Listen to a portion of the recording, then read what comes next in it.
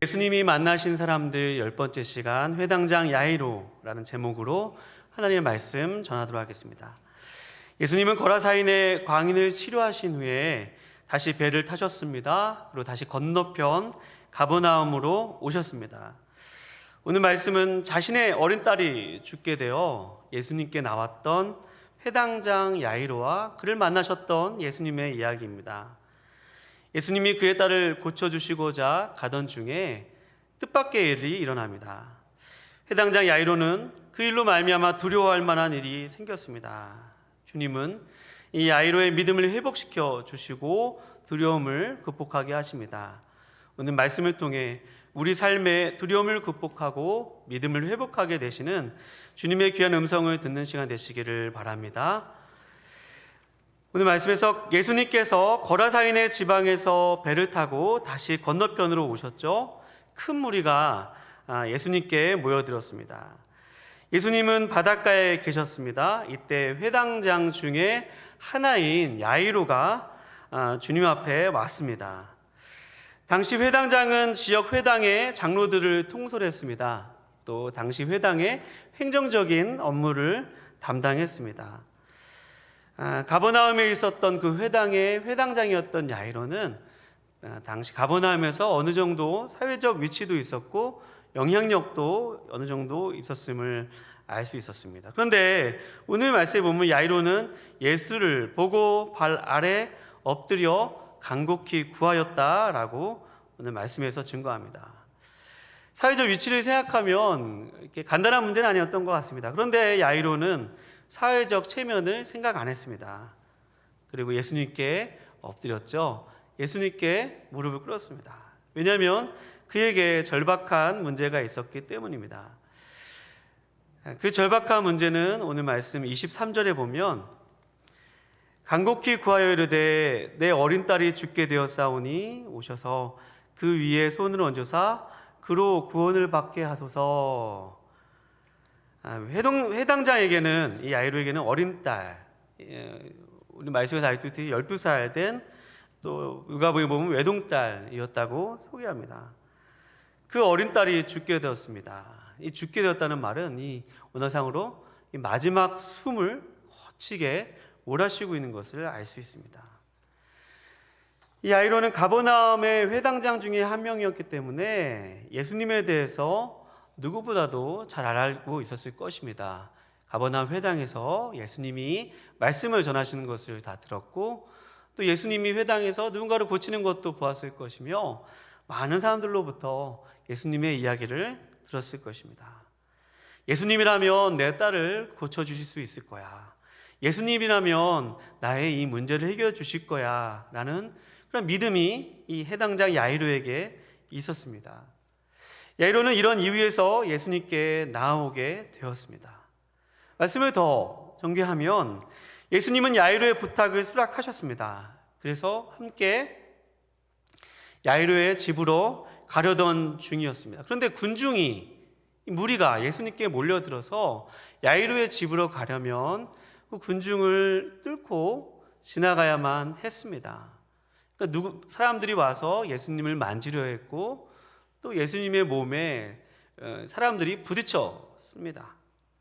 야이로가 그렇게 지체되고 있는 그 상황에서 얼마나 가슴이 저리고 답답했을까요? 그런데 더 야이로에게 더 펄쩍떨 일이 생깁니다. 예수님이 말씀하십니다. 누가 내 옷에 손을 대었느냐? 누군가 그 많은 사람이 예수님을 만지고 있었음에도 불구하고 누군가 예수님의 옷에 손을 대었다는 것입니다. 누군가 예수님의 능력이 누군가를 통해서 나갔다는 것이, 예수님을 통해서 누군가에게 흘러갔다는 것이죠. 오늘 본문의 말씀을 읽진 않았지만 12해 동안 혈루증을 앓았던 여인이 예수님의 옷자락을 붙잡은 것입니다. 어떤 수단을 동원하여도 그 병의 문제를 해결할 수 없었던 혈루증 앓는 여인이 예수님께 와서 그 옷자락을 붙잡게 된 것입니다. 예수님을 절박하게 신뢰하고 믿었던 것이죠. 예수님께 나오게 된 것입니다. 오늘 이야기는 야이로에게, 오늘 본 말씀은 제가 오늘 설교 말씀 야이로에게 초점을 맞추어서 이 여인의 이야기는 자세하게 소개하지는 않겠습니다. 그런데 본문을 이해하기 위해서는 지금 예수님과 야이로가 야이로의 집으로 가는데 이 여인이 예수님의 옷자락을 만진 이 일로 말미암아 그것이 지체되었다는 사실입니다. 이 마가는 특별히 이 사건 중에 이 두 사건을 같이 기록을 하고 있다는데 의미가 있습니다. 왜냐하면 야이로가 예수님께 나오게 된 이유와 또 혈루병을 앓았던 여인이 예수님께 나오게 되었던 이유가 비슷했기 때문입니다. 야이로는 죽어가는 딸로 인해 고통을 겪고 있었습니다. 또 혈루증을 앓던 여인도 혈루병으로 인해 몸도 마음도 큰 고통 가운데 있었기 때문입니다. 이 두 사람 모두 스스로의 노력으로는 해결되어지지 않는 그런 인생의 한계와 또 문제를 만난 것입니다. 아무리 내가 사회적으로 위치해 있고 아무리 나에게 돈이 있고 나에게 이 질병을 고칠 만한 재력이 있어도 해결할 수 없는 그러한 몸에 문제가 있었고 딸의 아픔에 문제가 있었습니다. 여러분, 우리의 삶도 비슷한 것 같습니다. 아무리 우리에게 이만하면 내가 삶에 어느 정도의 완성을 이루었어, 내가 이만하면 오늘 이 회당장 야이로처럼 이 정도면 성공했어 라고 하지만 그냥 우리가 그 성공에도 불구하고 해결할 수 없는 우리의 인생에 문제가 있다는 사실입니다. 그 인생의 문제는 우리로 하여금 고통 가운데 이르게 하고 그 문제 때문에 우리는 마음 가운데 큰 어려움을 겪는 그러한 한계와 그러한 어려움을 만나게 된다는 사실입니다. 오늘 이 여인과 또 이 회당장 야이로와 이 여인의 그 마음의 심령이 얼마나 절박해지고 얼마나 가난해졌는가를 우리는 어느 정도 미루어 짐작할 수 있습니다. 그래서 지금까지 의지하였던 것을 다 뒤로하고 예수님 아니면, 예수님 한 분 의지하지 않으면 도저히 살 수 없다는 고백이 이 두 사람의 고백이었던 것입니다. 마태복음 5장 3절에서 4절 말씀에 우리가 너무 잘 아는 이런 말씀이 있습니다. 심령이 가난한 자는 무엇이 있다고 그러죠? 복이 있나니 천국이 그들의 것이며, 애통하는 자들은 복이 있나니 그들이 위로를 받을 것이며. 이렇게 어려움과 고통으로 인해서 심령이 가난해지면 그것이 왜 복이 있죠? 그것 때문에 예수님께 나아가게 되고 그것 때문에 예수님 앞으로 나아가게 되는 그 계기가 된다는 것입니다. 그래서 시편 119편 71절 말씀에 다윗이 이런 고백을 했습니다. 고난당하는 것이 내게 유익이라. 이로 말미암아 내가 주의 율례를 배우게 되었나이다. 아멘. 회당장 야이로, 그는 고통 가운데 주님께 나와 엎드렸습니다. 우리도 회당장 야이로처럼 고통 가운데 있다면 주님 앞에 나아가는 여러분과 제가 되실 수 있기를 바랍니다. 우리가 고통 가운데 있을 때 그 고통 가운데서 누구에게 찾아가는가가 중요합니다. 우리가 고통 가운데 있을 때 누구를 신뢰하는가가 중요합니다. 예수님도 마태복음 11장 28절 말씀에 이런 말씀하셨죠. 수고하고 무거운 짐진 자들아 내게로 오라. 다 내게로 오라. 내가 너희를 쉬게 하리라. 우리의 인생의 삶의 무거운 짐과 또 무거운 삶의 연약한 문제들과 고통이 있다면 우리의 무거운 짐을 대신 주시는 그 예수님께 나아가야만 합니다. 왜냐하면 그 예수님이 우리의 짐을 대신 지시고 우리를 쉬게 하시겠다고 약속하여 주셨기 때문입니다. 우리가 인생의 짐을 주님께로 가지고 나올 때 주님이 우리의 진정 안식처요 피난처가 되신다는 사실입니다. 따라서 여러분과 제가 삶에 아무런 희망을 찾기 힘들 때 한 줄기의 희망이 오직 예수님께 있다는 사실에서 우리의 삶을 다시금 재해석할 수 있는 여러분과 제가 되실 수 있기를 주님의 이름으로 축원드립니다. 회당장 야이로, 그는 고통 중에 예수님께 나왔습니다. 고통의 의미를 신앙 안에서 새롭게 발견하는 은혜가 있으시기를 바랍니다. 지금 여러분과 저의 삶에 문제가 있을지라도 그 문제를 통해 주님께 나아가 주님을 만나는 여러분과 제가 되실 수 있기를 거룩하신 주님의 이름으로 축원드립니다. 야이로는 초조해지고 긴장이 되었습니다. 예수님이 12의 혈루병을 앓는 여인과 대화하느라 시간이 너무 지체되었기 때문입니다. 야이로의 심정이 얼마나 타들어갔을까요? 두려웠을 것입니다. 빨리 가야, 예수님이 빨리 가셔야 내 딸을 고치실 수 있으실 텐데 왜 저 여인과 저렇게 대화를 길게 하시나 답답했을 것입니다. 예수님은 혈루병을 앓는 여인에게 이렇게 말씀하셨죠. 내 믿음이 너를 구원하였다. 내가 이 나의 뒤로 와서 이 옷자락을 만진 것은 내 믿음 때문이었고 내 믿음 때문에 내 병에 놓였다고 말씀하시 바로 그때 회당장 야이로의 집에서 사람들이 이 현장에 도착합니다. 그리고 오늘 말씀에 보면 35절에 아직 예수께서 말씀하실 때 회당장의 집 사람들이 와서 회당장에게 이르되 당신의 딸이 죽었나이다. 어찌하여 선생을 더 괴롭게 하시는 나이까. 회당장은 자신의 딸이 죽었다는 그런 비보를 듣게 됩니다. 야이로가 얼마나 슬펐을까요? 비통한 나머지 두 다리에 힘을 잃었을 것입니다. 말할 수 없는 슬픔과 절망과 두려움이 야이로를 압도했을 것입니다.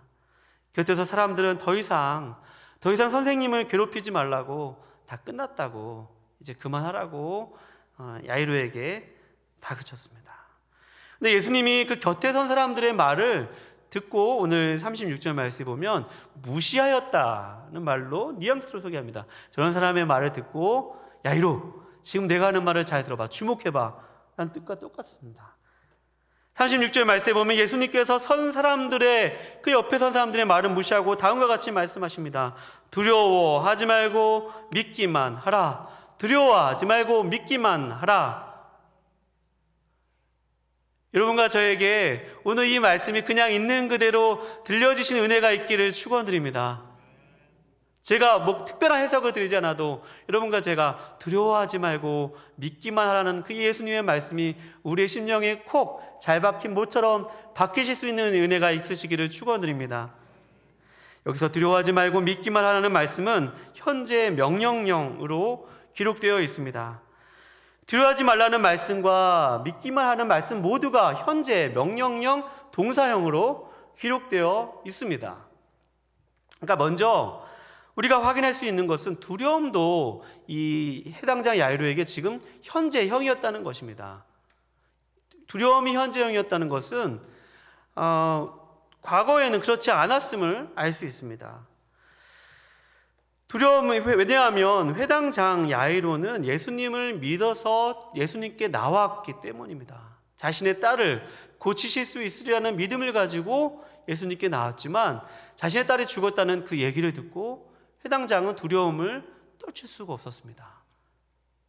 지금 두려움이 회당장을 압도한 것입니다.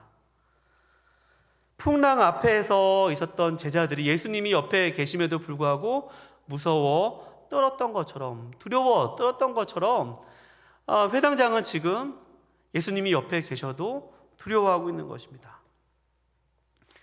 제가 금요 기도회 때 이 말씀을 준비하면서 얼마나 울면서 기도했는지 모릅니다. 왜냐하면 여러분들에게 제가 두려워하지 마세요, 믿으세요라고 이렇게 선포를 해야 되는데 제 안에 두려움이 있는 거예요. 여러 가지 이유로 다 소개해드릴 수는 없지만, 너무나 개인적인 일들이어서 다 소개해드릴 수는 없지만, 어제는 두려움이 없다가도 지금 마치 어느 한 감정 때문에 또 어떤 일 때문에 제 안에 지금 계속해서 두려움이 밀려오고 있는 제 자신을 보게 되었습니다. 하나님, 어떻게 우리 성도님들에게 두려워하지 말라고 설교할 수 있겠습니까? 어떻게 주님을 믿으라고 설교할 수 있겠습니까? 제가 이렇게 두려운데요, 제가 이렇게 제 마음이 답답한데요, 하나님께 부르짖으며 기도하였습니다.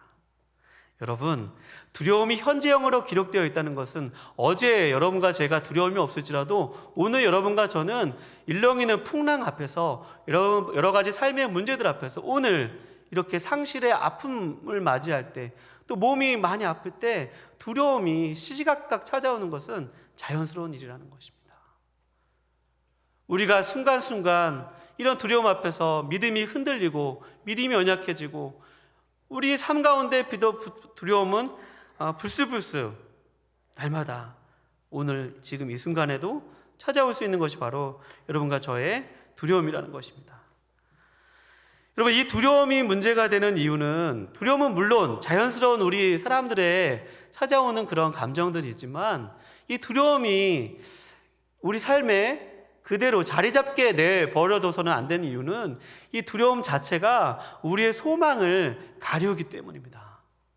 소망을 침식시키기 때문입니다. 우리의 소망을 보이지 않는 안개처럼 두려움이 그것을 싹 가리기 때문이에요. 분명히 우리에게 소망이 있음에도 불구하고 두려움은 우리에게 소망이 없는 것처럼 우리의 마음과 생각과 우리의 모든 삶을 뒤흔들고 주장하고 있기 때문에 오늘 주님이 오늘 이 해당장 야이로에게 두려워하지 마, 두려워하지 말고 믿기만 하라, 두려워하지 말고 믿기만 하라 라고 말씀하고 있는 것입니다. 그러니 두려움을 주님께서 회당장 야이로에게 너 왜 이렇게 믿음이 없니? 너 딸을 고치려면 믿음이 있어야 돼. 너 믿음 없으면 안 돼 라고 주님이 야이로를 책망하시기 위해서 오늘 두려워하지 말고 믿기만 하라고 말씀하신 것이 아니라 정말 주님은 딸이 죽어서 슬픔 가운데 있는 야이로를 보시며 긍휼한 눈으로 긍휼한 마음으로 너 두려움에 있는 이 야이로에게 도와주시고자 야이로를 살리고 오시고자 그에게 믿기만 해라.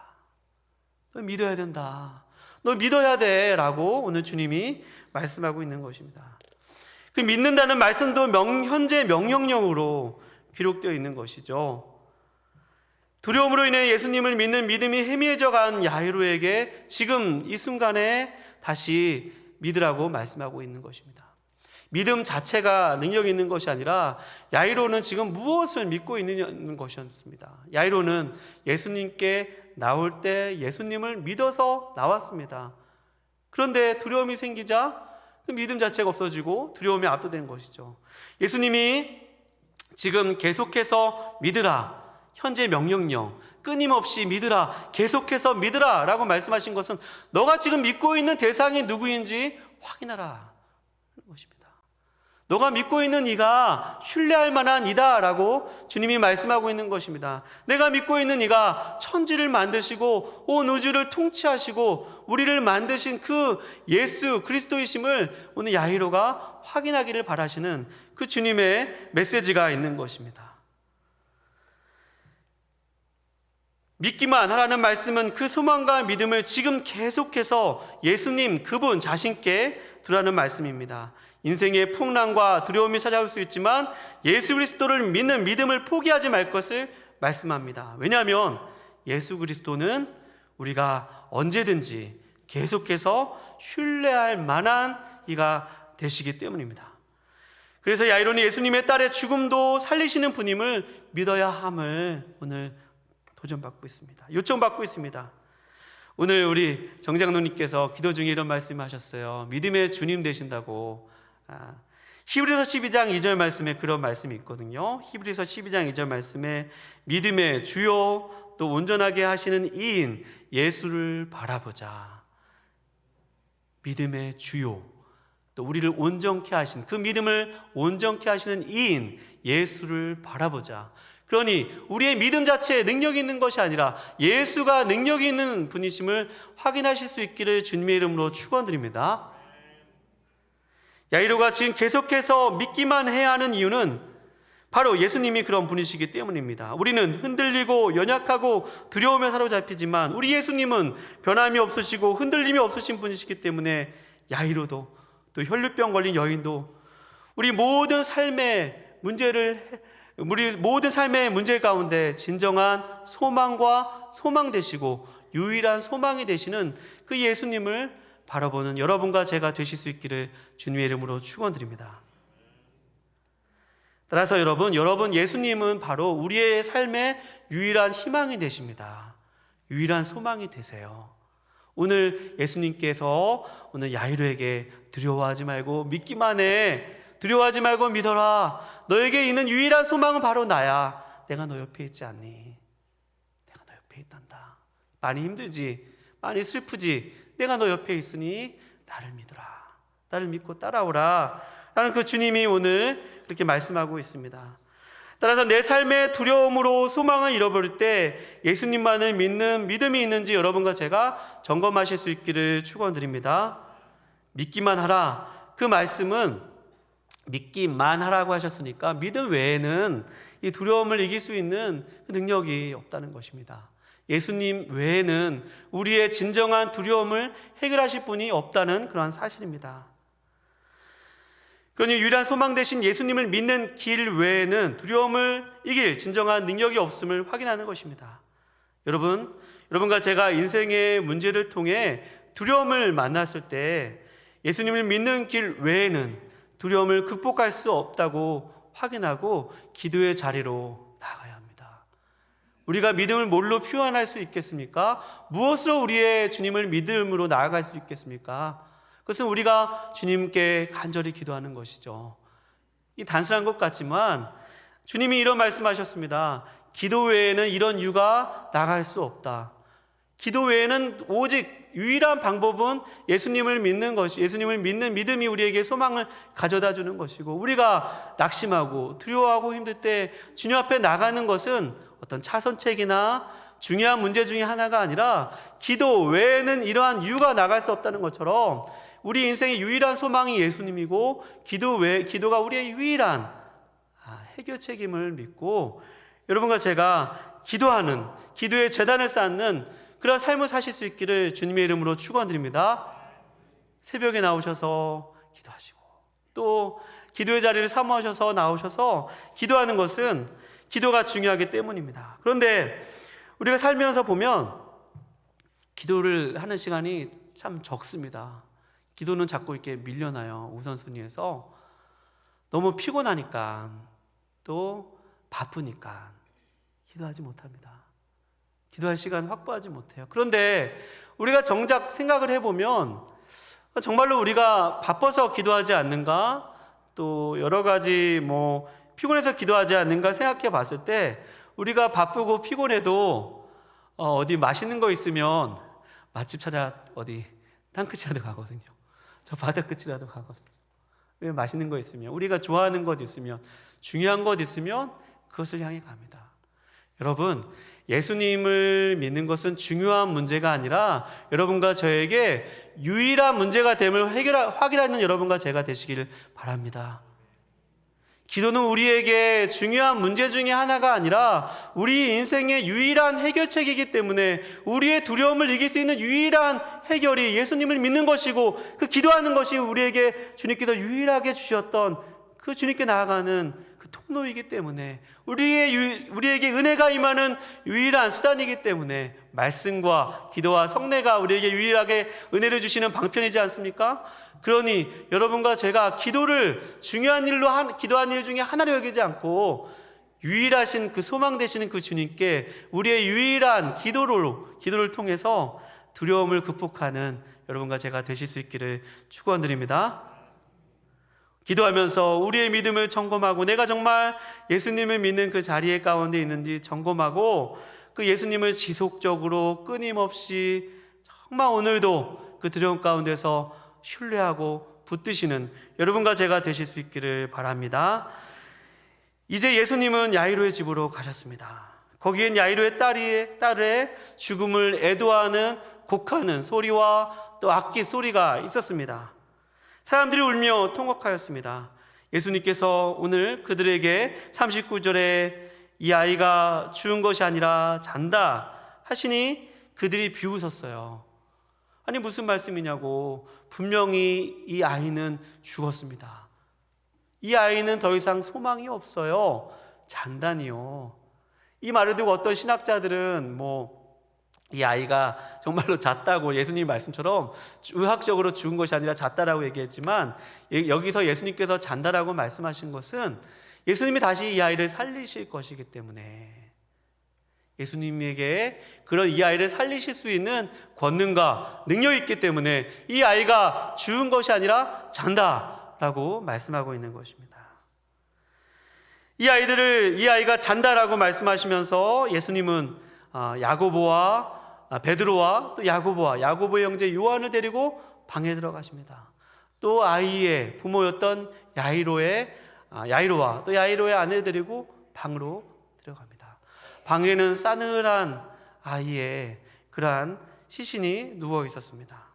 여러분, 시신은 부정한 것이잖아요. 그런데 오늘 말씀에 보면 예수님께서 그 부정한 시신의 손을 붙잡고 예수님이 말씀하십니다. 예수님이 그 부정한 시신을 향해서 손을 댑니다. 원래 시신을 만지면 부정하잖아요. 근데 예수님은 그런 개의치 않고 그 아이의 손을 붙잡아요. 예수님이 아이의 손을 붙잡을 때 예수님께 있었던 그 생명의 능력이 아이에게 전달되었다는 것이죠.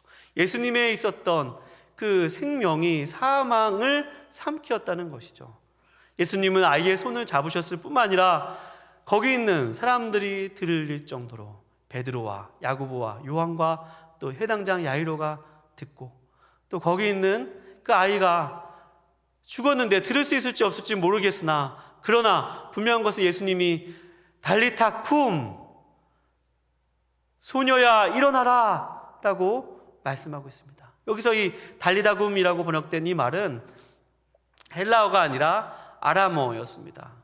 다른 말은 다 헬라어로 기록되었는데 이 아람어, 이 달리타 쿰, 이 원래 달리타라는 말은 어린 양이라는 호칭도 있어서 어린 양아 일어나라, 그런 찬양도 있잖아요. 어린 양들아 두려워 말하라, 주님 우리와 함께 하신다, 오직 믿음으로. 그 찬양도 아마 여기서 나온 것 같습니다.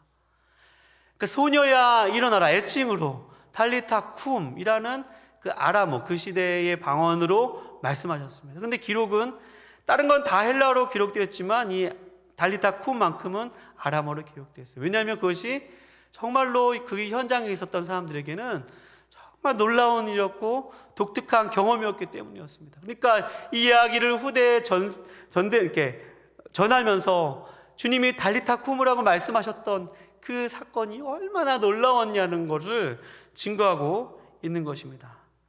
여러분, 달리타 쿰, 소녀야 일어나라 라고 주님 말씀하셨을 때 오늘 말씀에 보면 42절 말씀에 소녀가 곧 일어나서 걸으니라, 소녀가 곧 일어나서 걸으니라.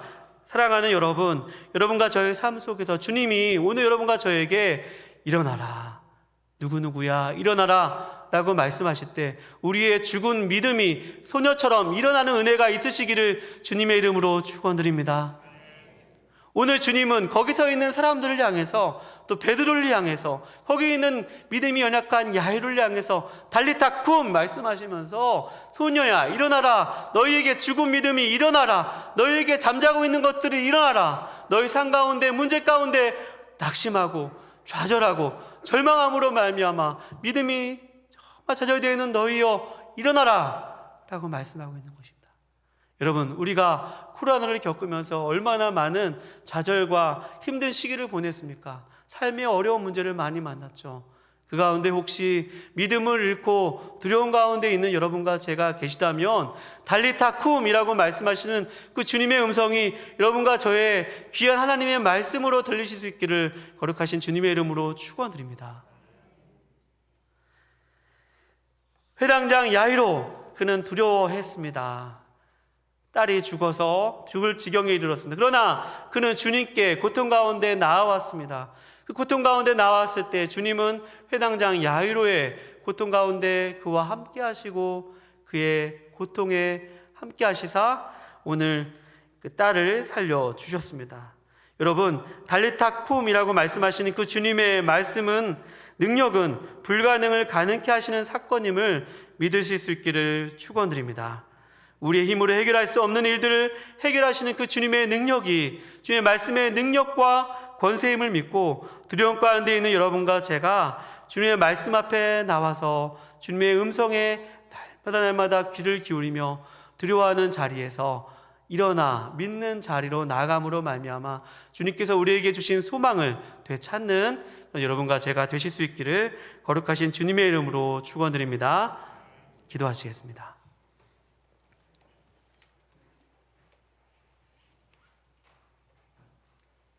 달리타 쿰, 소녀여 일어나라 라고 말씀하신 그 주님의 음성은 주님 거기 있었던 야이로에게 주셨던 말씀이고 또 주님 풍랑 앞에서 어찌할지 모르며 두려워했던 제자들에게 주셨던 말씀이며, 또 오늘날 우리에게 주시는 그 주님의 사랑의 말씀이요 또 능력의 말씀임을 주님 믿습니다.